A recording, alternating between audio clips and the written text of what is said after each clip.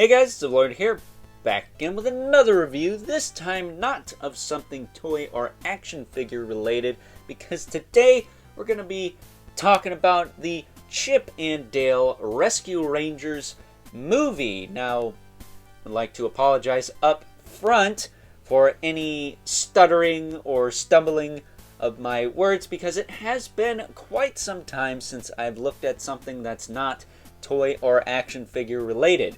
The last thing I remember is Masters of the Universe Revelation Part 2. So it's been a while since I did one of these. It's been a while, but I figured, being a die-hard fan of the Chip and Dale Rescue Rangers animated series, I needed to do my due diligence and put my 2 cents in this matter, because Rescue Rangers is one of my favorite shows from the Disney afternoon. Second to Gargoyles, which, you know how much I love Gargoyles, right?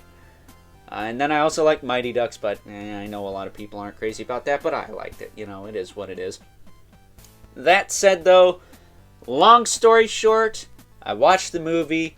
I didn't hate it, but I didn't love it either. And here's why. First and foremost, the Rescue Rangers aren't really in it. And I know that seems kind of crazy, because they technically are, but they're not in it in the sense that they're a major plot device other than Monterey Jack. And I'm going to try and keep this review as spoiler-free as possible. But, you know, forewarning, spoiler alert, just in case you haven't seen it yet. I know it's been out for a couple of weeks, but some of you might be late to the game like I was. So it is what it is. That said, the Rescue Rangers weren't really in it. Not as a team, really. Not until the very end. And that is kind of my first problem with the movie, because as a whole, it's a pretty decent Chip and Dale movie. But as far as being a Rescue Rangers movie, I can't say that I'm really fond of it as far as the Chip and Dale Rescue Rangers movie goes, because it lacks the Rescue Rangers part quite a bit. And on top of that, it takes a more Roger Rabbit-esque approach, where its cartoon characters are actors in the real world, and it's kind of dealing with situations like that. And that's fine, but I think most people would have rather have gotten an hour-and-a-half long episode of the Chip and Dale Rescue Rangers cartoon, if you're going to call it Chip and Dale Rescue Rangers the movie.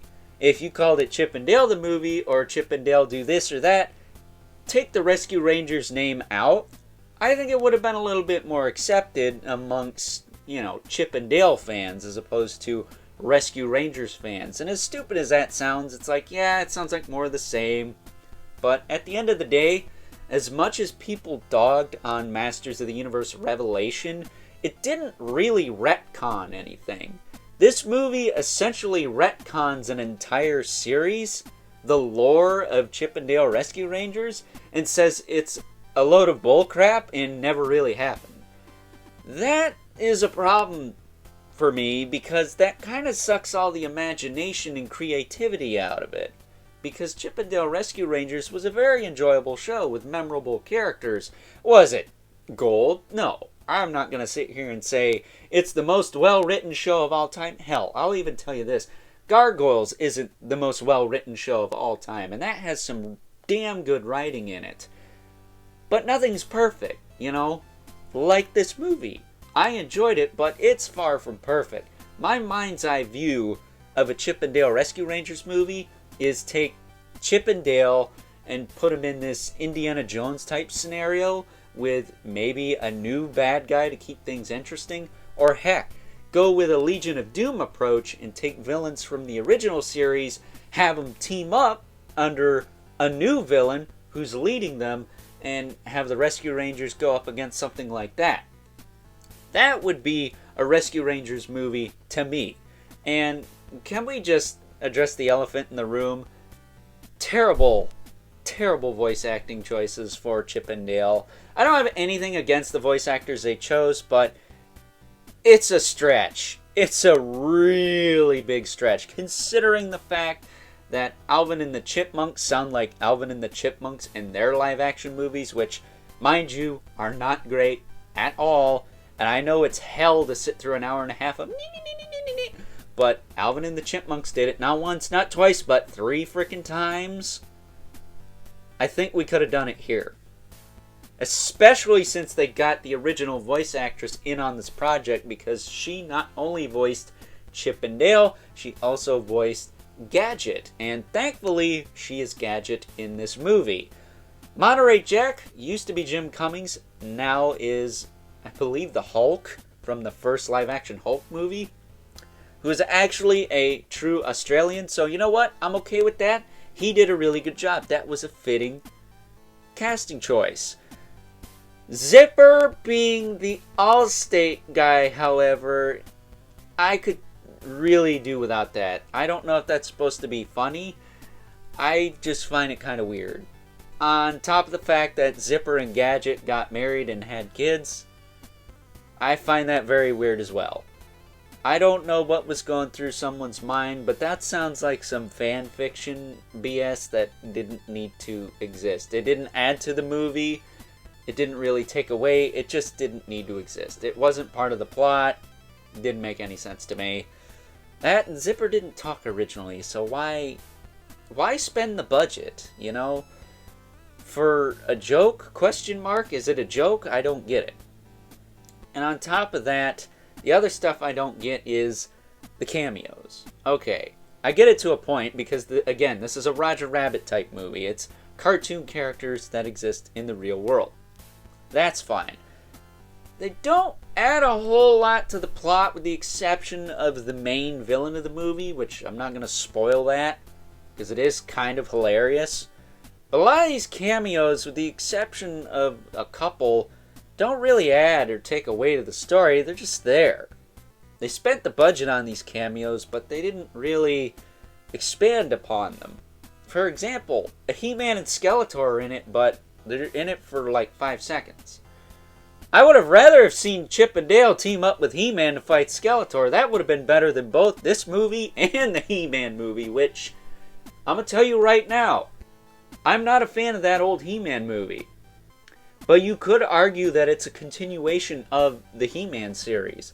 This isn't squat compared to that. It retcons the whole entire show, which I guess is really my main problem with this movie. It retcons the entire series in saying that it's all make-believe, it's all fake, it was all, you know, a recorded television show, like a TV show is recorded here in the real world. I hate that. I'm not a fan of retcons in general.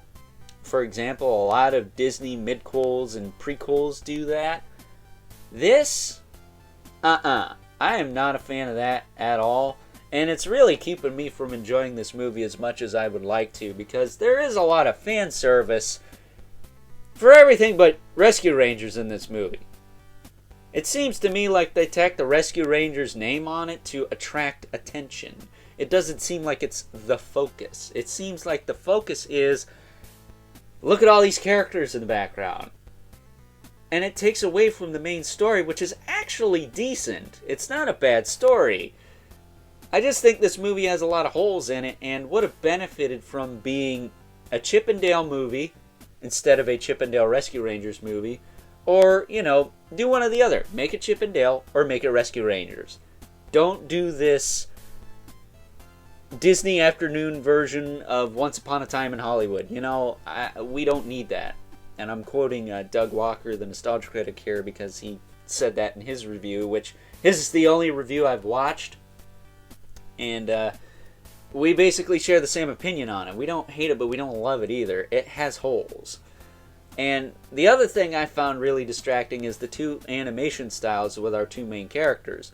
Dale had the CG surgery while Chip didn't. And that's all fine and dandy, but it's not really addressed ever again. Chip never gets the CG surgery, and really, it's just distracting. Why would you make one character one thing, the other character the other? I don't know. This movie just has a ton of holes for me. I like it, but I don't love it. So take that for what it's worth. if I was going to rate this movie, I would give it a 5 out of 10 because I half like it and I half hate it because it does things I really enjoyed and it does things I really despise. So, you know, take that for what it's worth. I would probably give it more than one watch. I will at least say that. But just expect something that, you know, lacks a little bit of this but has a little bit of that. And if you want a Rescue Rangers movie, I would just wait until we get a reboot handled by the team that did the DuckTales reboot. I think that was a really good reboot. I think if we got that for Chip 'n Dale Rescue Rangers, that would be really solid. Same with Darkwing Duck or any of those shows for that matter. So with that being said, I hope you guys enjoyed this review. Hopefully it wasn't too long-winded for you. If you are so inclined, please don't forget to comment, like, subscribe, and hit the bell so you know whenever I upload more content to the channel. Got plenty coming your way. More toy and action figure related stuff as usual. If you haven't already, please hit me up on Instagram at Overlord Productions. But as always, keep the comments civil. The world sucks enough as it is, especially when an entire series that is beloved by millions gets retconned. I'm gonna warn you, Disney. You try to pull some crap with my beloved gargoyles, I will make it rain hellfire from the sky, the 4 horsemen will ride, and I will bring forth the apocalypse upon you.